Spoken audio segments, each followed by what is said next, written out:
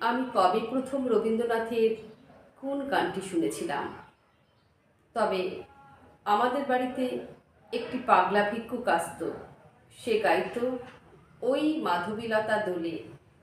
সে প্রত্যেকটি শব্দের শেষে ম অক্ষরটি যোগ করে দিত, অর্থাৎ সে গাইত ওই মাধবীলতাম দোলেন। তার কণ্ঠটি ছিল বড় মায়াময়, কোনোদিন ভুলব না। আমি কোনোদিন গান শিখিনি। মা বলতেন গলায় সুর নেই। আমার আশপাশ দিয়ে সমবয়সীরা চলে যেত গানের খাতা নিয়ে বিকেলের ক্লাসে।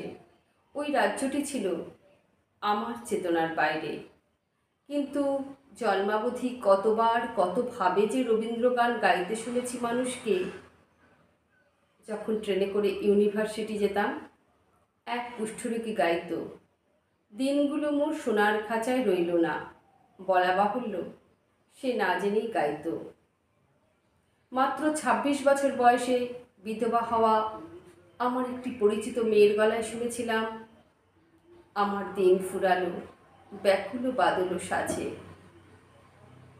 একটি রুফিন মেয়ে বিয়ে না হওয়ার যন্ত্রণায় যে ক্রমশ মুখ হয়ে আসছিল, পাত্রপক্ষকে শুনিয়েছিল, বাঁচাও তাহারে মারিয়া।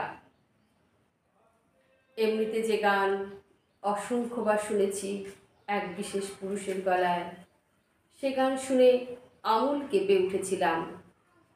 তারপর থেকে বদলে গিয়েছিল আমার জীবনের গতিপথ।